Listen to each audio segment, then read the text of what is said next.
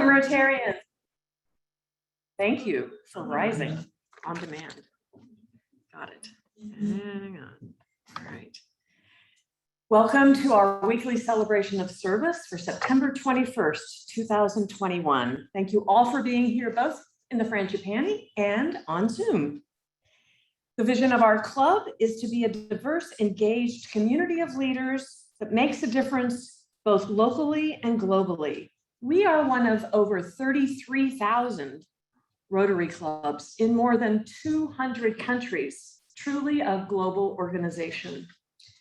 Tomorrow, speaking of the globe, the northern half celebrates the fall equinox, while spring begins in the southern hemisphere. And throughout the globe, our days are about equal in length as our nights, just for now. That's pretty cool.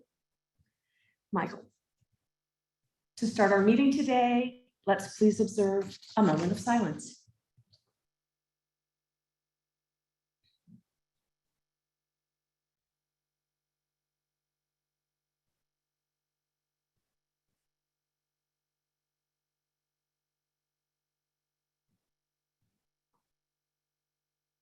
Thank you. You can be seated, and will Jim Sims please come forward?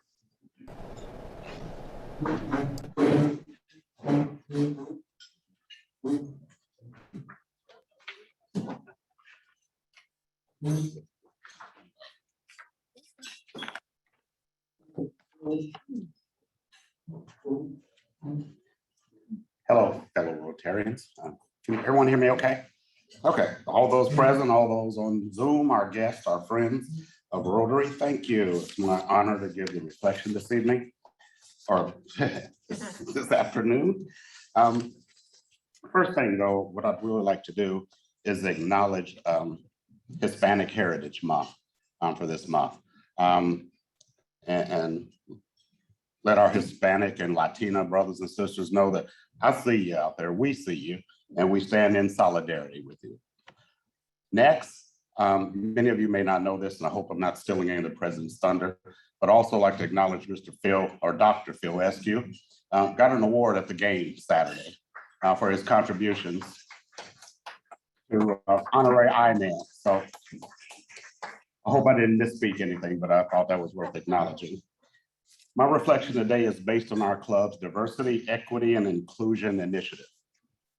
Now, Dr. Raj Hadawi, who you see on Zoom, his thoughts and his opening statements on diversity was that our club diversity efforts must be bold and intentional for our club's membership to reflect that which is out in the community.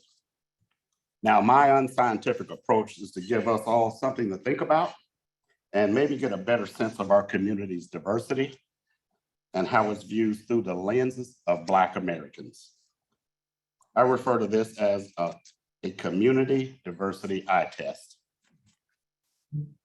Now, first thing I do want to say is that there is no intent to be dismissive or disrespectful of the inclusion and the contributions of other racial minority or underrepresented groups.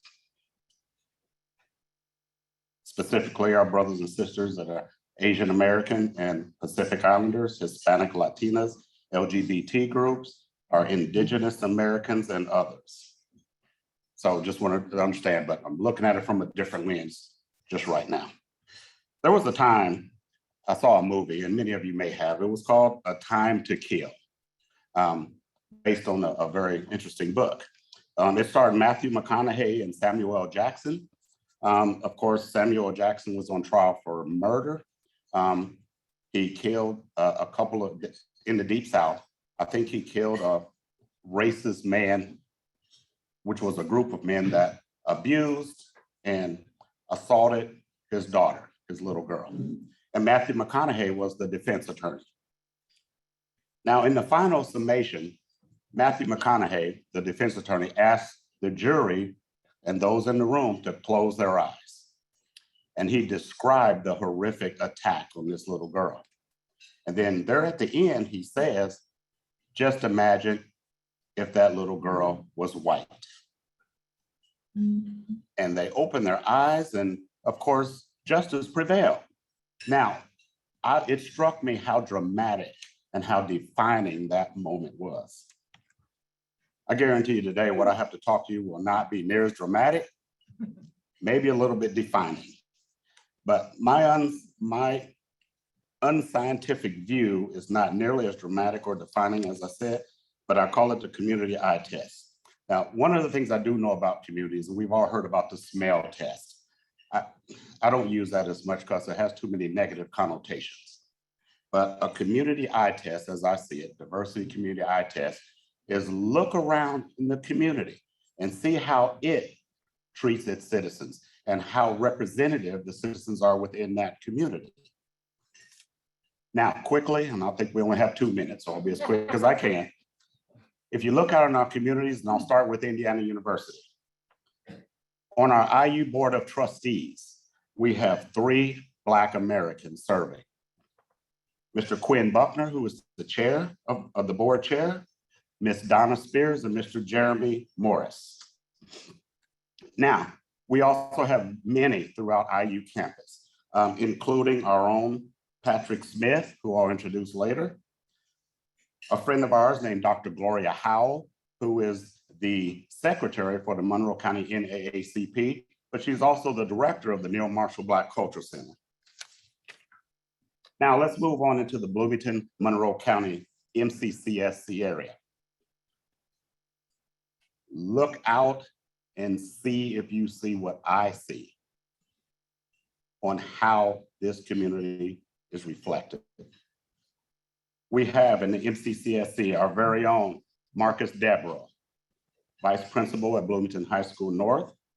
We also have Miss Markay Winston, another Black American, who's Assistant Superintendent for Curriculum in MCCSC. Now let's move into the Bloomington, Monroe County area. Miss Jennifer Crossley is Chairman of the Monroe County Democratic Party. Mr. William Hosea is President of the Monroe County Black Democratic Caucus. Nicole Brown is the Monroe County Clerk elected. Miss Nicole Bowden is the City of Bloomington Clerk elected. Now let's go to the court system. We have our very own Honorable Jeff Bradley, as well as the Honorable Valerie Houghton Motley, who are judges in the Monroe County Circuit Court. Black Americans in Bloomington and Monroe County. Continuing on, we have Miss Beverly Callender Anderson, who's for the City of Bloomington. She's the department head for the Community and Family Resources Department. For the city, we also have Shatoya Moss, who is the City of Bloomington Safe and Civil City Director. We have Don Griffin Jr., who recently became the City of Bloomington's Deputy Mayor. And then, of course, there's me, this guy who got elected to council some years ago. And my colleagues saw fit enough to elect me as their president for this year. Now, I hope you can see what I see. Look out amongst us. That will help as we move forward with our own initiatives. And when we refer to our club should reflect the community, I want you to think about what I just said this afternoon, but also add all the other minority and unrepresented groups to broaden your own lens on what this club could look like when it reflects our community. Thank you very much. Have a good day.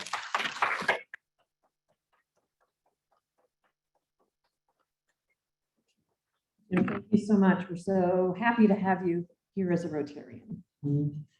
Okay, we have a couple of guests today. First, Len Tiemann, our new member, has a guest, Kevin Craig. Kevin, will you please stand and receive our... And Jim Sims brought a guest, Doris Sims. Doris, it's great to see you. Thanks for coming. And Ann Bright is on Zoom. Thank you all for coming as guests. Jim is waiting to you in case you can't see. Thank you all for coming. Please do come again at any time. We're here every week and we'd love to see you.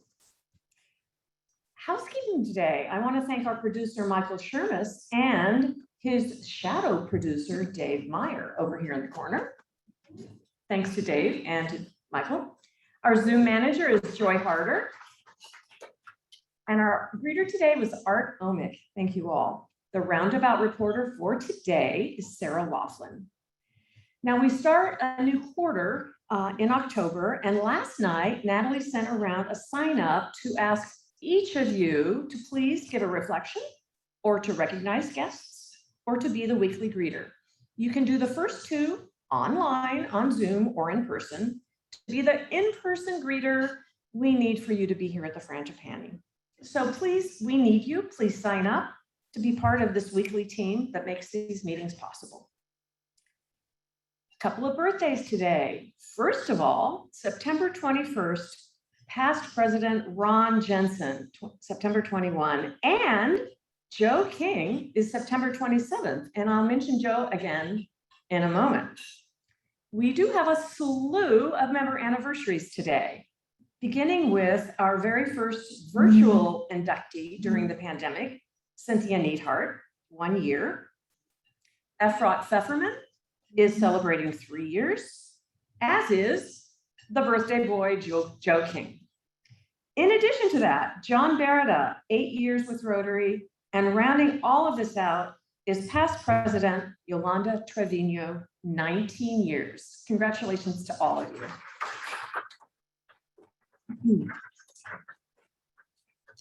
How many people saw the front page of the Herald Times yesterday?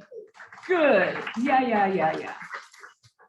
So, as you know, there's only 6 weeks left to honor Charlotte at the Rotary Toast. That's our big fundraiser of the year. And we're honoring Charlotte, who of course was one of the handful of first women Rotarians here in Bloomington. Please go to rotarytoast.com and buy your ticket now. There are, believe it or not, 7,000 Afghan refugees at Camp Atterbury, less than 40 miles away from where we're sitting right now. How can we help as Rotarians? If possible, honestly, the easiest way is to go to, of all things, Amazon.com and purchase on a special wish list set up for the refugees, items such as diapers and clothing. You can have the items sent directly to Camp Atterbury, where they will be sorted and processed and given to the refugees. We're going to include that link in the roundabout this week. And many thanks to the IU Central Eurasian Studies Students Organization for doing the hard work to set up that particular website. I want to now echo Jim, and it's certainly worth mentioning twice. Congratulations to our fellow Rotarian Phil Eskew for becoming an Association honorary member and being an inspirational individual who shows commitment and dedication to IU, the Indiana Athletic Association, and IU athletics. He was honored at halftime in front of at least 50,000 other football fans at Saturday's IU Cincinnati game. As an honorary member, Phil was chosen by the Association's board of directors and approved unanimously to receive honorary status. Congratulations, Phil.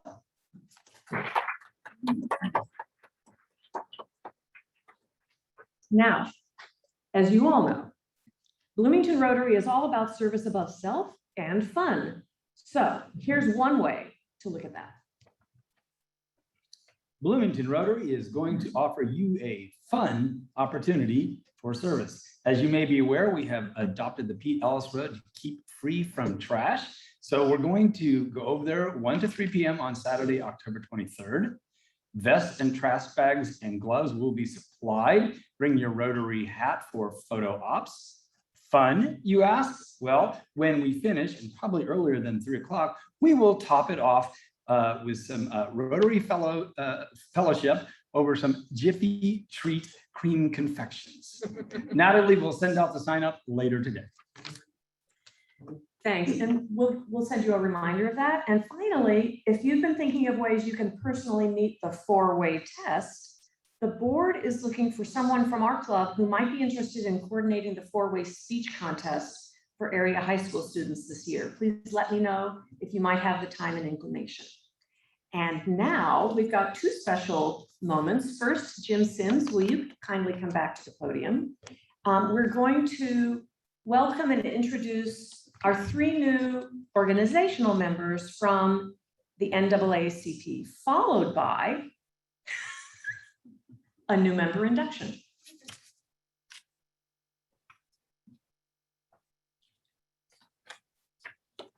Thank you. I think I'm starting to look a little bit like Sally. I'm up here too much. No, just joking. I'd like to introduce our new members, organizational members from within Monroe County NAACP. First thing I do is want to shout out to Aaron Davis. And as many of you may recall, Aaron was the first one who joined NAACP with the Rotary, and we learned about the organizational structure. And so just want to give a shout out to Aaron. The legacy continues. Now, the first person I'd like to introduce you to, her name is Miss Diane Shoemaker. Saw her sitting out here. Raise your hand. There, oh, she's sitting in the back of the room. Along with myself, Diane was one of our original organizational members. Diane has been with the Monroe County NAACP for many years, and she was our secretary for 6.5 years. She is currently on the executive committee and our banquet committee. She also serves on the Martin Luther King Jr. Birthday City Commission, the Bloomington United Against Hate organization, Monroe County Civic Theater since 2016, the IU Swing Dance Club. She's a retired school counselor from the Spencer Owens School System in 2013 and part of the Monroe County Retired Teachers Association program planner. Could you help me welcome Diane Shoemaker?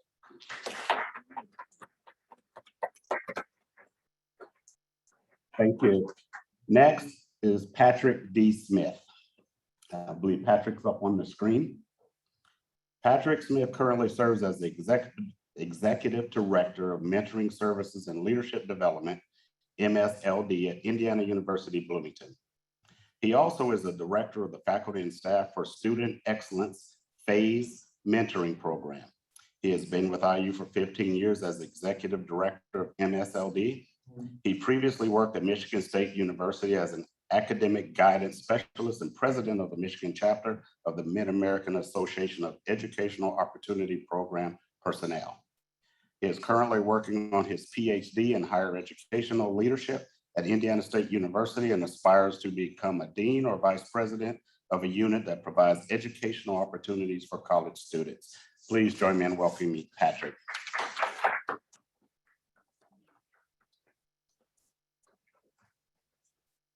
As soon as we're able to, or Patrick feels safe, we're looking forward to seeing him here in the frangipani room. So, all right. And next, James Torrey. We all call him Jimmy, and I think many of you do as well. But Jimmy Torrey has been in Bloomington since 2002. Since living in Bloomington, he has had a handful of jobs, including working with MCCSC and the city of Bloomington. He currently works at Middleway House with the Youth Empowerment Services Program. Jimmy also serves as chair on the City of Bloomington's Commission on the Status of Children and Youth. He also acts and directs with many of the local theater groups here in Bloomington. And I'll add, he didn't add, but I'll add, he is also a graduate of the University of Evansville. Can you help me welcome Jimmy? And he is sitting out here in the audience in person as well. Thank you and welcome.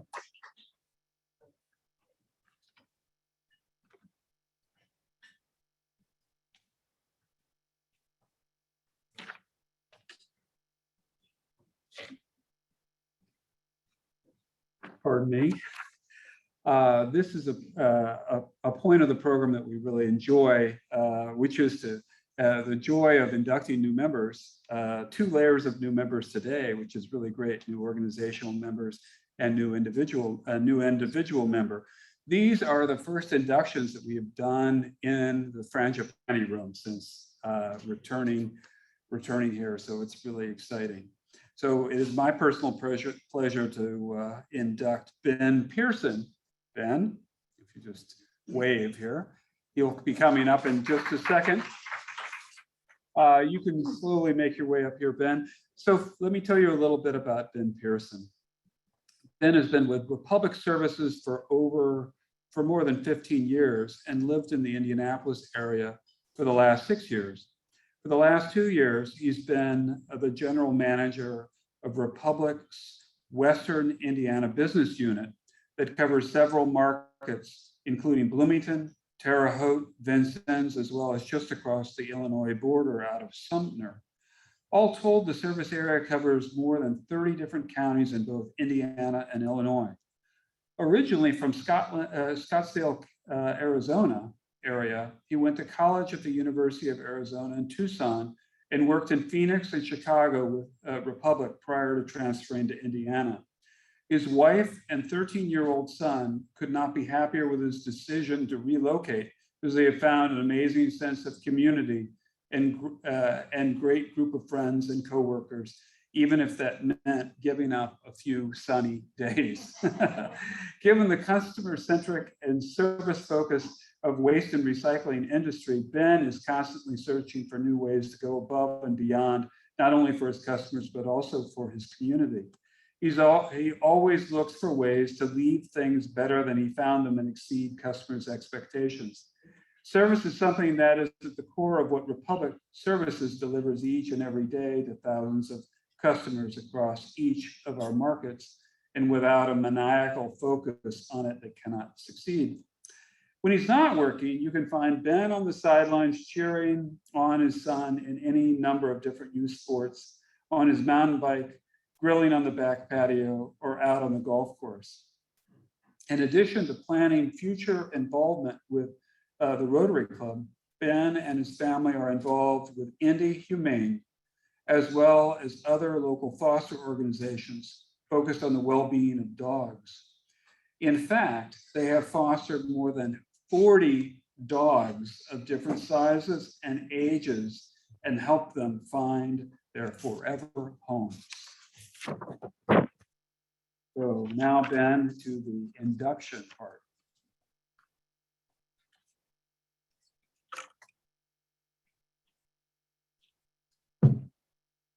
Ben, on behalf of the board and the membership of Bloomington Rotary Club, it is a great pleasure to welcome you as the newest member of our club.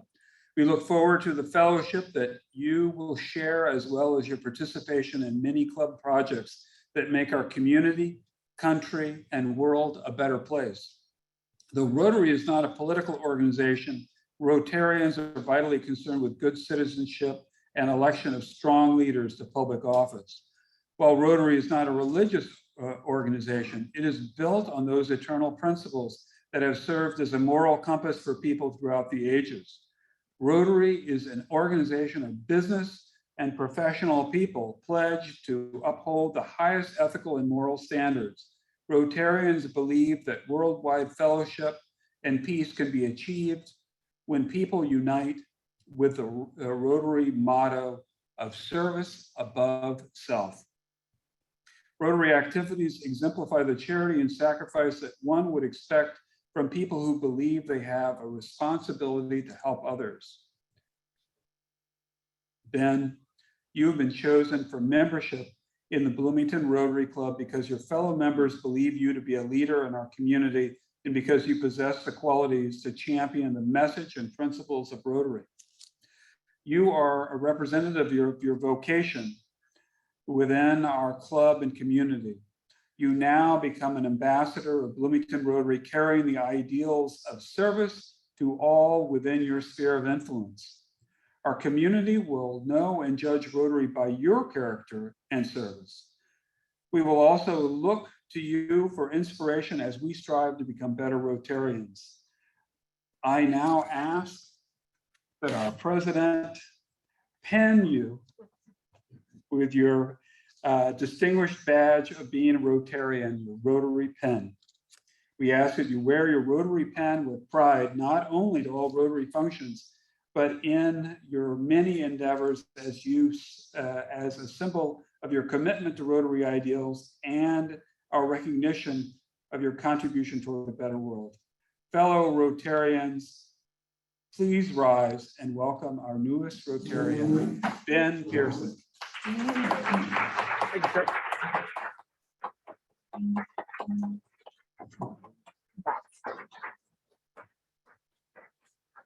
It's a great day. 4 new Rotarians.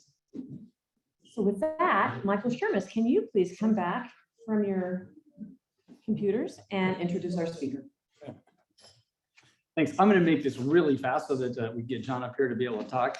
John Zody has been the director of the City of Bloomington Housing and Neighborhood Department since April of this year, but he held more than a couple decades of public service and various roles in higher education, state and federal government, and local and state and national politics.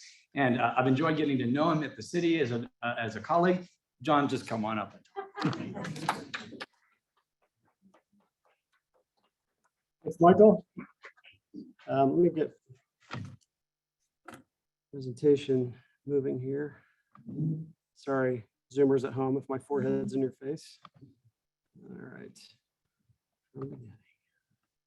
Okay. Well, good afternoon, everyone, and thanks again for the invitation.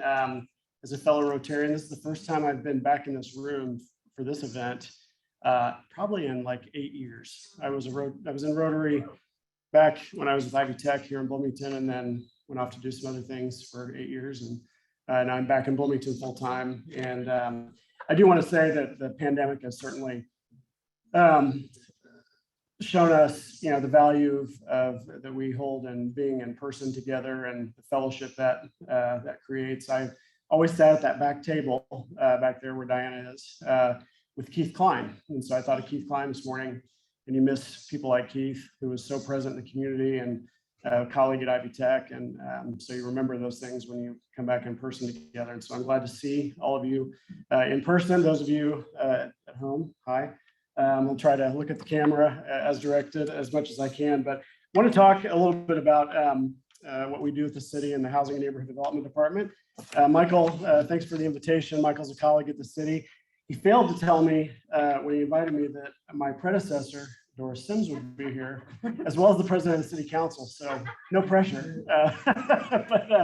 But the Sims are good friends, and Doris provided leadership to the city for a long time, and is in a well-deserved retirement now, and still doing a lot in the community. So Doris, thanks for everything you do, and Jim, certainly everything you do on the council. So hopefully I'll do you proud here. But many of you may know what the HAND department does, HAND for short, Housing Neighborhood Development. But just to give you a little bit of background, kind of the why we exist, right? If we're talking about government, we always want to know why our agencies exist, why we do what we do as taxpayers. It's important. So to sort of summarize, we do our best to enhance the quality of life for Bloomington residents by developing programs, services, and partnerships with the public and private organizations in our community to preserve community character, to promote safe and affordable housing, and to protect neighborhood vitality. So when I take you through some of the core functions of the department, you'll see what that includes. We also staff a number of commissions that many of our citizens are engaged in at the city. So the Redevelopment Commission is sort of the oversight body for our department. They do a lot of work in economic development and things like that as well. Historic Preservation Commission. Some of you may have been before that board before if you live in a historic home here in Bloomington. The Board of Housing Quality Appeals, which is if you are a property owner that has a rental, you may come before the board if you disagree with the decision that our compliance officers have made, and that citizen board adjudicates those matters.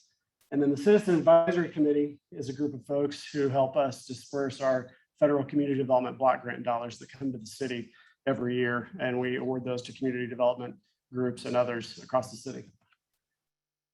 Sort of the everyday background of the department, we have 17 great full-time employees. It's a really good team at HAND.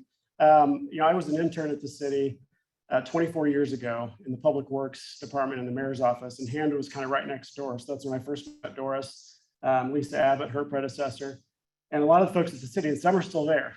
I will tell you, if any of you are concerned about the city spending too much money, the phones are still the same 24 years later. So when I sat down on my first day, I said, I remember how to check voicemail, and I can do this.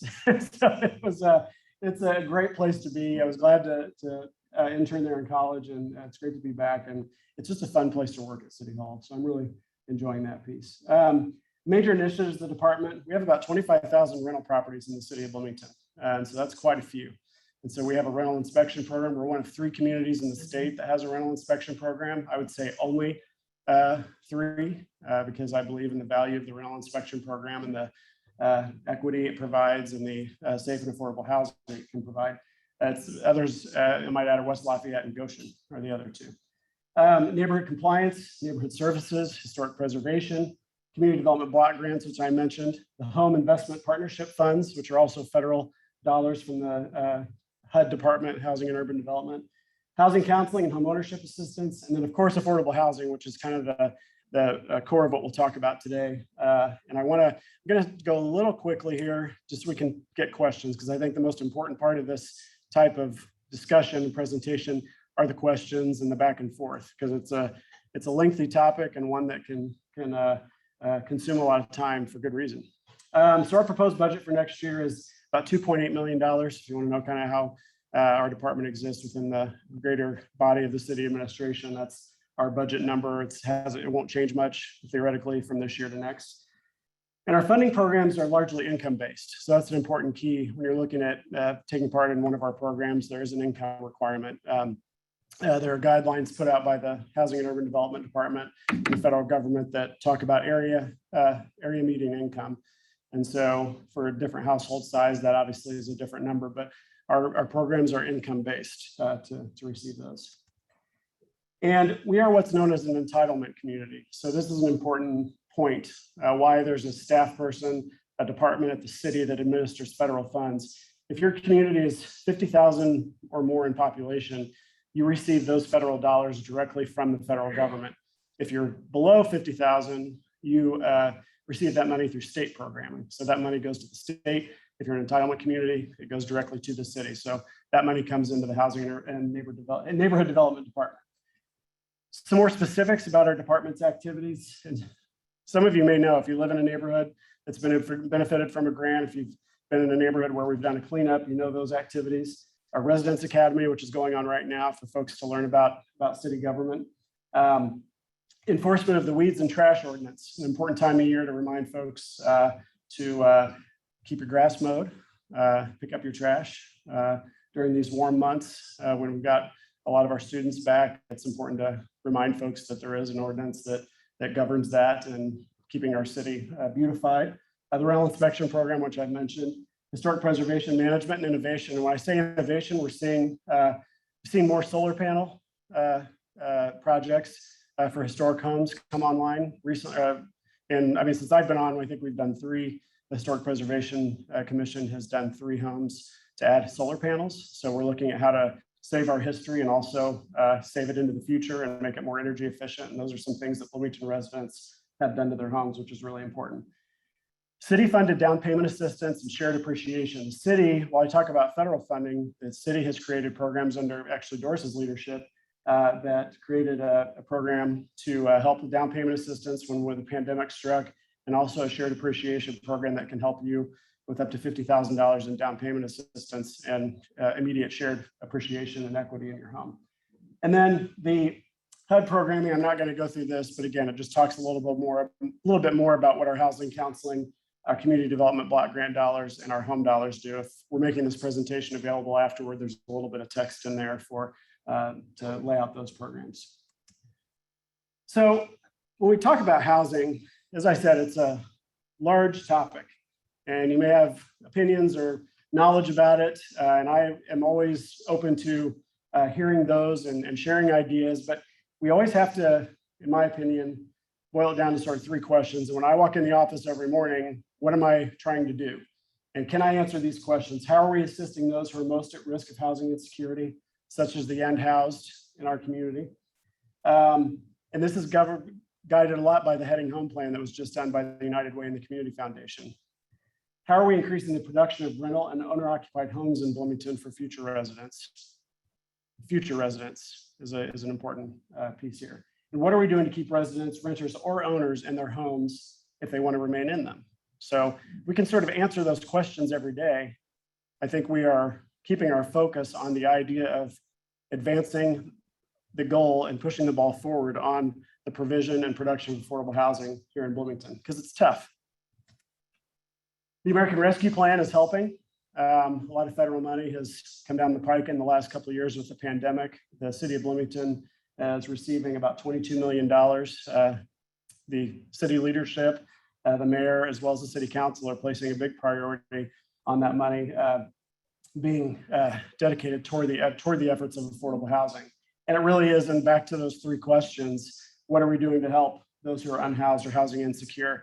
And when you look at what housing insecure means, if you don't know that, it means that you would, statistically, that you might be spending 30% more or more of your monthly income on housing, right? So is what you're spending on housing above and beyond really what it should be for you to sustain your quality of life and that of your family on a long-term basis. And here in Bloomington, we have a lot of people who are housing insecure. This market is inflated. I think most of you know that. And I'm really glad that we've got partners like the Realtors and the Apartment Association and all of our community groups that understand that difficulty, because Realtors want to sell houses. They want to put people in them. When I was a young professional here 15 years ago, it took me a long time to find my first house. I finally found one with the help of a patient realtor, a very patient realtor, I might add, who helped me find that house. And I was able to sell it a few years later when I got married and turn it over and find another house. But getting that first house where you're going to live when you want to come to Bloomington to work or retire is an important function. So we need to look at our future residents. But we can't forget those 65% of Bloomingtonians who are renters. So that's our ratio, got like a 65-35 renter to home ownership balance in our city. So it's important to think about that. And how do we increase home ownership? You may know and you see a lot of the new housing developments that are downtown and around the city. We always ask how many of those have affordable units, where there's a new project coming online down adjacent to Switchyard Park, just off of Walnut Street. Colloquially, we know that as the Night Moves site. But that purple building will soon be demolished, and there will be a 64-unit apartment complex going up there. And 48 of those units are going to be affordable under income standards, according to HUD. And the remaining 16 that are market rates will be interspersed throughout the building. And that's going to be a great new development for rental housing. So you look at how you can put 64 plus folks in an apartment building, and then how do you help 1 or 2 or 3 homeowners buy a house, right? So you're moving at different speeds and different programs. So it's really important to keep that perspective in mind. It's something I've learned and picked up in my short 6 months here. I'm gonna check my watch. Oh, there's a clock right there. I want to make sure we're keeping on time. So what does the department strive to do every day? Just sort of wrapping back up to our mission, sustainably and equitably preserve community character, protect neighborhood vitality, and promote safe and affordable housing now and in the future, and all with a sense of urgency. I want to convey what that is. Government moves at different speeds, but in any given day, there is a list of people in this community who are unhoused. There are a list of people who are housing insecure. There are people who are if they are housing insecure, maybe they're a renter, maybe they're a homeowner, maybe they're single, maybe they have kids. And so that creates a huge sense of urgency for what we do. I've started in community development back right out of college. Sally and I were talking about it. And I think the big motivator in the field of community development is that you know you can do a little bit every day to kind of push the ball forward, at least you hope you can. And every time you hear about someone struggling with housing, there's a constituent who's been emailing me and struggling to find a place to live. He's got a place to stay right now, but it's like a friend's floor, and it's not a stable housing environment for him. So we're going back and forth about how much he can afford. But this is one person out of 85,000 in this community who needs help with housing. And so you multiply that and you think about that every single day, and it creates a huge sense of urgency. I think the administration has a big sense of urgency about making sure that we are bringing on more production, but how is it affordable, and what are we doing to stabilize the market so that everybody moves toward the goal of affordable housing, whatever your income. And especially looking out for folks who are on the lower income brackets is really important, and it is urgent. All right, I grew up in Martinsville, and I'm regionally a native, and we have groups like Regional Opportunities Initiative who are working on a regional housing strategy. We did a housing study in 2020 through the city of Bloomington that talks about those strategies here in the city that we can do. We need lots more units whether it be rental or home ownership over the next 10 years. I think the housing study has about 2,600 units that we estimate to be in demand, kind of even, for all intents and purposes, evenly split between rental and home ownership. And so how we do those is very important. It has to be strategic. And so as we look at all those studies and all those initiatives out there, we've got to make sure we're working together. And again, I'll reiterate how thankful I am for partners at the city and in the community for everything they do. So here's our contact information, as you would expect at the end of the presentation. I am going to leave you in my presentation with an action item for you. And that is to, whoops, let's skip that slide, rental assistance. Okay. So with the pandemic and COVID has created a lot of housing insecurity. You may have read news and hopefully you've seen news about eviction moratorium that have expired. The last one put in place by President Biden was reversed by the courts. There are a lot of people out there who are behind on their rent. But when I talk about the lists of people who may be on a waiting list, who may be housing insecure, who may be homeless or unhoused, we don't know. I can't give you a list. I can't produce a list of people who are delinquent on their rent that might not otherwise be facing eviction. So what we need your help with is getting the word out that there is rental assistance out there. We've been talking, we've convened 3 or 4 calls this summer with community partners, township trustees, the courts, the realtors, the apartment association, United Way, anybody you can think of that has a stake in the rental arena.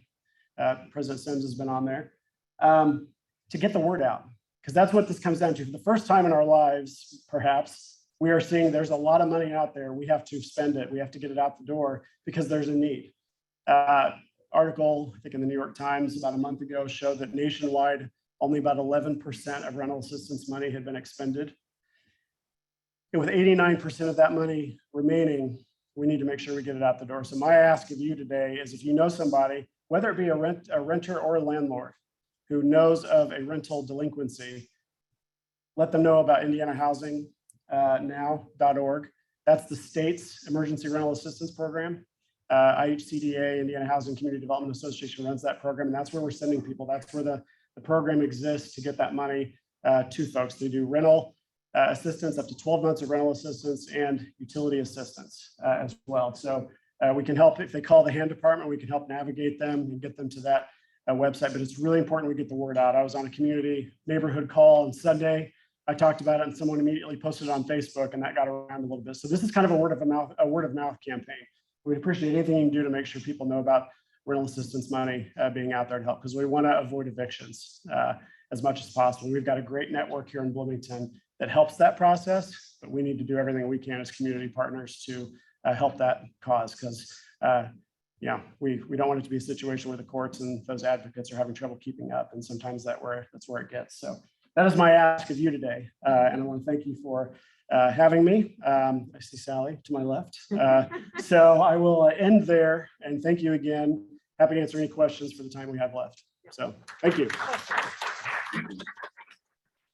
It's okay, I'll leave the slide up. It's not a problem while we're talking, because I wanted you to be able to write that down, those at home as well. So, thank you. Thank you. We have several questions already on Zoom. Can we start with one of those? Sure. In the chat. There's so many, I don't know where to start. Let's see, Megan Neese, do you have a question? So yes, hi, John. Sorry, my question was just what is currently happening with the Bloomington Housing Development Fund that was, running a few years back anyway. I just didn't know what the latest happenings were and how it's being used. Sure. So the Housing Development Fund was created 2016. That ordinance was passed. In 2017, it was revised. So that is a fund to help in a lot of different ways to help folks obtain housing. So we have offered incentives out of there for affordable housing units. So the Union at Crescent project, Beeline Heights apartments, those have been 2 big projects that have gotten grants, if you will, loans that are 0 interest out of the Housing Development Fund. We also run our shared appreciation program out of there that has helped 2 folks this summer buy houses. So it's a sort of a ongoing initiative. There are lots of things the Housing Development Fund can do, and so we are There've been about 12 projects funded out of that over the last several years. I'm not sure where, Megan, I'm gonna look at the camera here. So there've been about 12 projects funded out of there since its creation. And we have, of course, ongoing programs out of it, like the shared appreciation program. Thanks for the question. Let's see, I'm not sure, Sally, I'll let you moderate. So Mike Baker over in the corner has a question, but while Aaron and Martha make their way to you, Raj Shadawi, do you have a quick question on Zoom? Thank you, John, for coming, presenting this good topic for us. Raj. I have a couple of questions. The first one is how many units actually the city looking after and categorize as low income housing unit in Bloomington proper? And the second thing, if you could elaborate working relationship between the city and the Habitat of Humanity. Sure.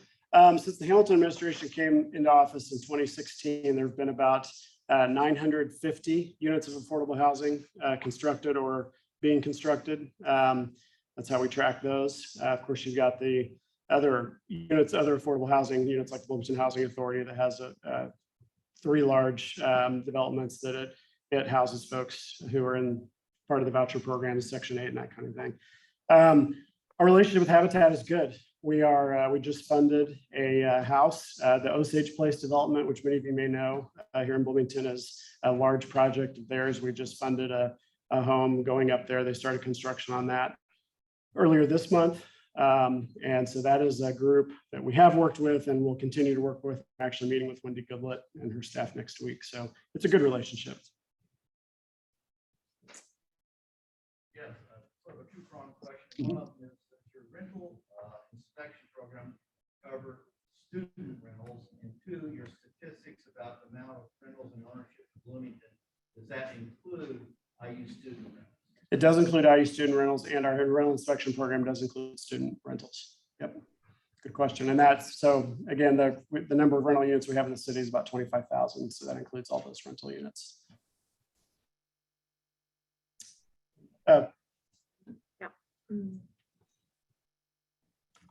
Charlotte's hand has been up.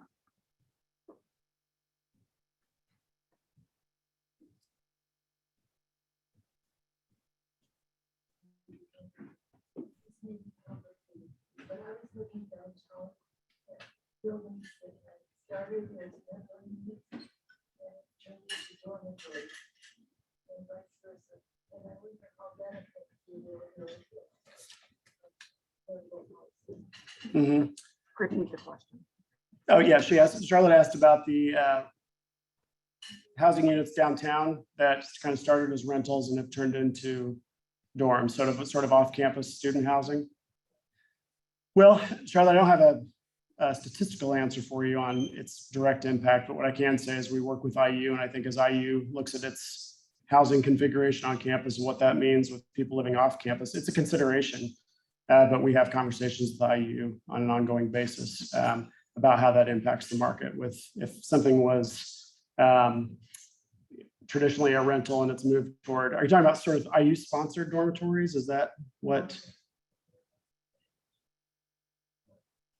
About what? I'm sorry.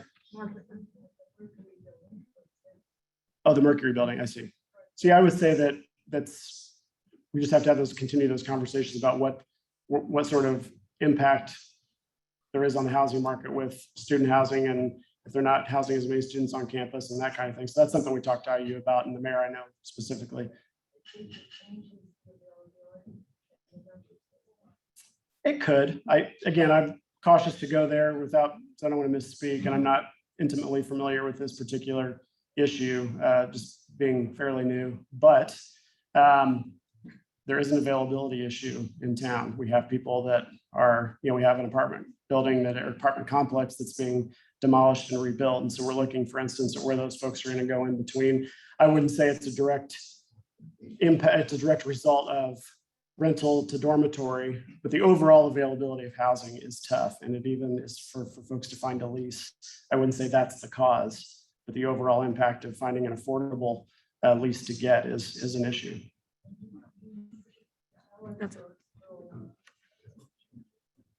I'm sorry, Charlotte, I couldn't hear you.